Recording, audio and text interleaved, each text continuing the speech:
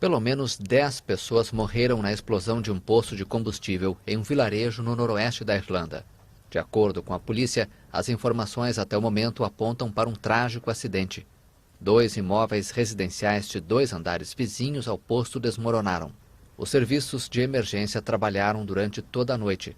A polícia, os bombeiros, ambulâncias e serviços de guarda costeira irlandeses, o Serviço de Ambulância Aérea da Irlanda do Norte e uma equipe de especialistas da província britânica trabalham no local.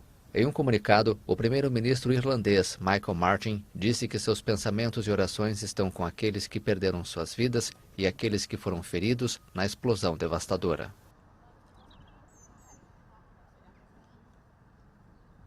Dois palestinos, incluindo um adolescente, foram mortos nesta sexta-feira pelas forças israelenses em incidentes separados na Cisjordânia ocupada. De acordo com o Ministério da Saúde palestino, Adel Dawood, de 14 anos, morreu em decorrência de ferimentos de bala na cabeça em Caliquilia. Em outra declaração, a fonte relatou a morte de um cidadão por balas israelenses em uma cidade próxima a Ramallah, sem identificá-lo. Conflitos entre israelenses e palestinos têm sido frequentes na Cisjordânia ocupada, como os registrados nesta sexta-feira em Kfar Kadum.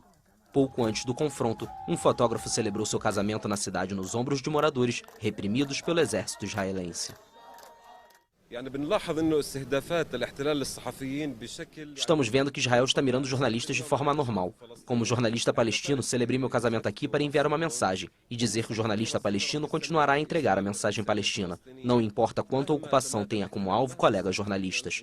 Somos palestinos primeiro e vamos perseverar com nossa mensagem, não importa o que a ocupação faça. Às sextas-feiras, dia de descanso semanal, são realizados inúmeros comícios na Cisjordânia, território palestino ocupado por Israel desde 1967, para protestar contra a expansão dos assentamentos israelenses, considerados ilegais pelo direito internacional. As manifestações são frequentemente acompanhadas de confrontos.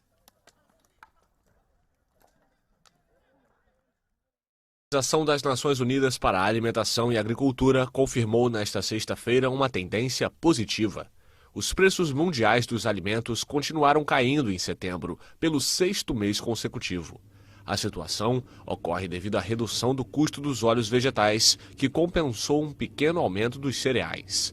O índice dos preços da FAO, que acompanha a variação dos preços internacionais de uma cesta básica, voltou a cair em setembro, após o recorde em março que seguiu a invasão russa da Ucrânia. No mês passado, o índice caiu moderadamente 1,1% em relação a agosto. De acordo com a agência da ONU, o índice ficou em 136,3 pontos, o que ainda é alto, 5,5% acima do valor de um ano atrás. Os preços dos óleos vegetais da FAO caíram 6,6% em um mês e atingiram o nível mais baixo desde fevereiro de 2021. Em relação ao valor dos cereais, a organização destacou que os preços subiram ligeiramente, 1,5% em relação a agosto. Já os preços internacionais do trigo tiveram alta de 2,2% em um contexto de preocupação com a seca nos Estados Unidos e na Argentina. A alta também sofre influência da incerteza se o corredor marítimo que permite a exportação de grãos da Ucrânia continuará funcionando a partir de novembro. A China se prepara para o Congresso do Partido Comunista, convocado para o dia 16 de outubro, uma reunião decisiva na qual o presidente Xi Jinping deve reforçar o poder e obter um 3º mandato à frente do partido e do país. Este vai ser o 20º congresso desde a fundação do Partido Comunista da China em 1921. Na última vez, em 2017, Xi registrou a linha de pensamento sobre o socialismo com particularidades chinesas nos documentos fundacionais, o que o colocou ao lado de Mao Tse-tung e Deng Xiaoping no pódio dos fundadores do regime.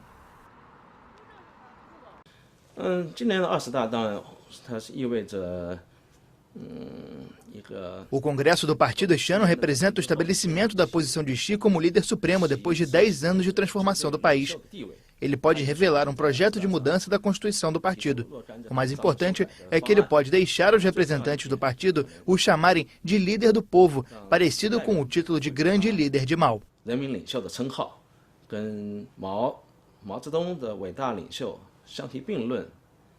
A próxima edição do Congresso deve concretizar uma reforma considerável do Comitê Permanente do Escritório Político, o todo-poderoso órgão de 7 membros que tem o verdadeiro poder na China. Antes do início das reuniões e debates organizadas há quase 5 anos, trabalhadores e especialistas aproveitam para refletir sobre o período desde a última edição e projetar os próximos anos no país.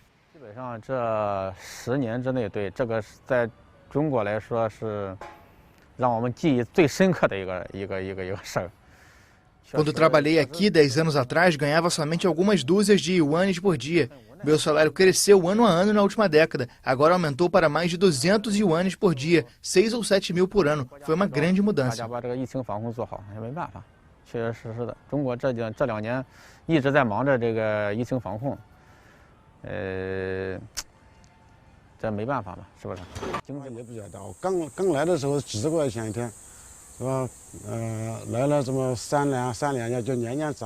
A próxima década vai ser difícil. O que a indústria da internet precisa fazer é encontrar aplicações práticas e comerciais para muitos conceitos novos para encorajar o público a gastar.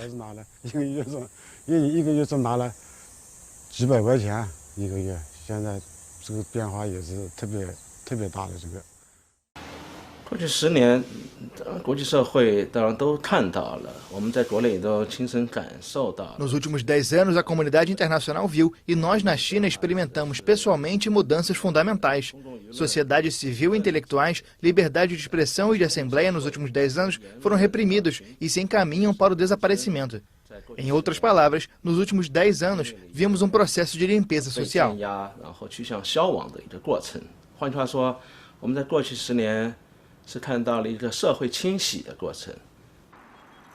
Nesse período, Xi reforçou o poder com desafios vividos no cenário interno e externo.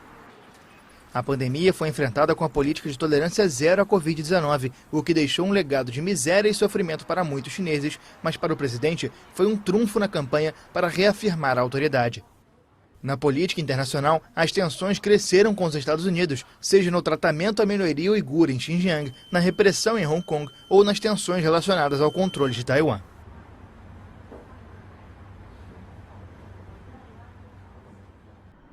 Os Estados Unidos anunciaram nesta sexta-feira sanções econômicas contra 3 empresas e 2 pessoas das Ilhas Marshall, Singapura e Taiwan, por participarem da venda de petróleo para a Coreia do Norte.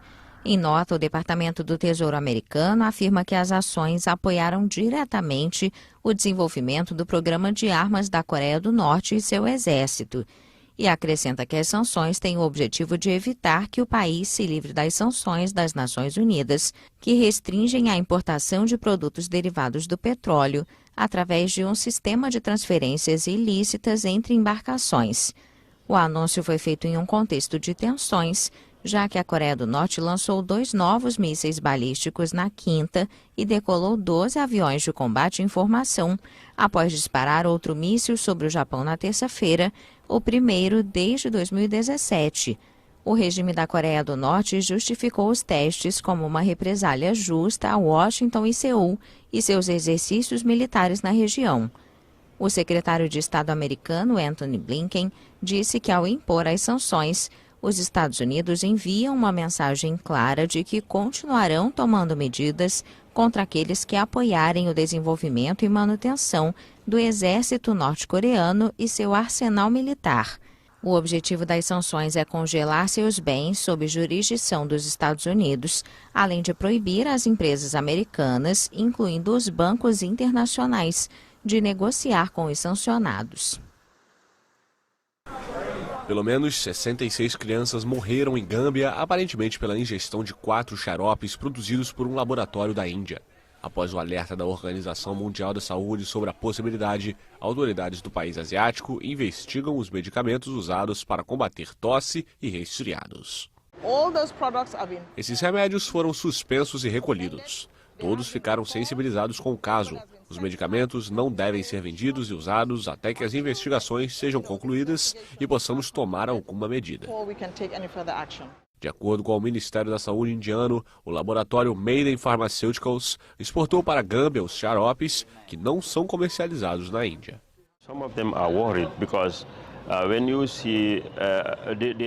As pessoas estão preocupadas. Todas as suas esperanças estão nos remédios que fornecemos. É decepcionante. Mas apesar do medo, ninguém quer arriscar a vida de um filho em uma doença.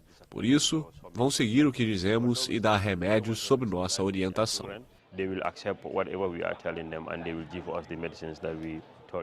No documento técnico do alerta, a OMS indica que a análise laboratorial das amostras de cada um dos produtos confirma a contaminação com dietilenoglicol e etilenoglicol em quantidades inaceitáveis. A AFP tentou entrar em contato com a Maiden Pharmaceuticals, mas não teve sucesso. Não assinou a declaração de apoio à Ucrânia lida na reunião da Organização dos Países Americanos, a OEA. México e Argentina também não estão entre os 24 países das Américas que assinaram a declaração de apoio à Ucrânia. O documento, aplaudido pelos Estados Unidos, foi apresentado pela Guatemala na sessão plenária da Assembleia Geral da OEA. Apesar de ter sido lida durante o fórum, a declaração não constitui uma decisão da Assembleia. Intitulado Apoio Contínuo para o Fim da Agressão Russa na Ucrânia, o texto declara a renovada e enérgica condenação à invasão ilegal, injustificada e não provocada da Ucrânia. Além disso, destaca a preocupação imensa com a indiferença e o desprezo por parte da Federação Russa aos apelos da OEA para a retirada de suas forças militares da Ucrânia, dentro das fronteiras reconhecidas internacionalmente. A Assembleia começou na quarta-feira com um discurso em vídeo do presidente ucraniano Volodymyr Zelensky. O presidente pediu que apoiem seu país frente à invasão russa. Em março, a OEA pediu o fim de possíveis crimes de guerra na Ucrânia e no mês seguinte suspendeu a Rússia como observador permanente. A Câmara dos Deputados do Uruguai aprovou nesta quinta-feira o projeto de lei que descriminaliza e regulamenta a eutanásia, após amplo debate e árduas negociações que seguirão em discussão no Senado. O projeto mescla propostas do Partido Colorado, de centro-direita, membro da coalizão governista, e da Frente Ampla, que faz oposição. A proposta teve o apoio de deputados de todos os partidos para alcançar 57 votos, de um total de 96. O importante não é o que os médicos sentem, mas o que sente a pessoa que está sofrendo. O poder não é mais do médico. Queremos que seja em grande parte do paciente, que é quem está sofrendo. O pedido de eutanásia será habilitado para pessoas maiores de idade, mentalmente aptas, que sofram de uma ou mais patologias ou condições de saúde crônicas, incuráveis e irreversíveis, que prejudiquem gravemente sua qualidade de vida, causando sofrimento insuportável, diz o texto. Durante as discussões, foi acordado acrescentar que os candidatos devem estar em estágio terminal da doença, com exceção apenas de pessoas com tetraplegia. A lei deve agora ser submetida ao Senado, onde se espera um debate mais acirrado. A Rússia tomou formalmente a usina nuclear de Zaporizhia, no sul da Ucrânia, que as forças de Moscou ocupam há meses. O decreto foi assinado pelo presidente Vladimir Putin e publicado nesta quarta-feira. O texto diz que o governo deve garantir que as instalações nucleares da usina sejam aceitas como propriedade federal. O decreto foi publicado dias antes de uma possível visita à Rússia do diretor-geral da Agência Internacional de Energia Atômica, Rafael Grossi. A fábrica, a maior da Europa, está localizada na região de Zaporizhia, um dos territórios ucranianos que a Rússia anexou formalmente na semana passada. A usina fica próxima à linha que separa os territórios controlados por Kiev e os ocupados por Moscou. Depois que a gestão administrativa da usina foi transferida para os russos na quarta-feira, a operadora nuclear ucraniana Energoatom ficou indignada com a criação de pseudo-empresas com nomes de empresas ucranianas. A companhia denunciou que a decisão russa mostra a agonia do mundo imaginário louco do país agressor. Rússia e Ucrânia se acusam mutuamente de bombardear o complexo há vários meses. Os ataques levantam temores sobre a possibilidade de uma catástrofe nuclear, semelhante à que ocorreu em Chernobyl em 1986. A Ucrânia quer coorganizar a Copa do Mundo em 2030. Portugal e Espanha anunciaram nesta quarta que o país que enfrenta um conflito com a Rússia vai se juntar à candidatura conjunta, apoiada pela UEFA. Para alguns, esta decisão pode parecer surpreendente e inesperada. Para nós, foi uma decisão lógica e natural. A devastação, a fuga de milhões de ucranianos, a incerteza em relação ao futuro, tudo isso pesou na nossa vontade de integrar a Ucrânia nesta candidatura. Espanha e Portugal oficializaram a candidatura conjunta para organizar o Mundial de 2030 em junho de 2021. Os detalhes de como a Ucrânia seria integrada ainda não foram revelados. Uruguai, Argentina, Chile e Paraguai também apresentaram uma candidatura conjunta pela América do Sul para celebrar os 100 anos da primeira Copa do Mundo, realizada em Montevidéu.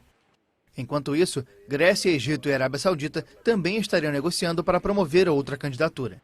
As sedes da Copa do Mundo de 2030 vão ser anunciadas em 2024 durante o Congresso da FIFA. O Ministério da Saúde da Síria registrou 39 mortos vítimas de cólera e cerca de 600 casos em um surto no país devastado pela guerra e que, de acordo com as Nações Unidas, evolui de forma preocupante. Autoridades informaram que quase 600 casos foram registrados em 11 das 14 províncias desde o mês passado. A Organização Mundial da Saúde alertou que a situação evolui de forma preocupante nas áreas afetadas e se espalha para novos territórios. A maioria das mortes aconteceu na província de Alepo, ao norte. Este é o maior surto de cólera na Síria em uma década, doença contraída geralmente pela água ou por alimentos contaminados, causando diarreia e vômito. A cólera voltou ao país pela primeira vez desde 2009. Desde então, quase 2/3 das estações de tratamento de água, metade das estações de bombeamento e 1/3 das torres de armazenamento foram danificadas por mais de 11 anos de guerra.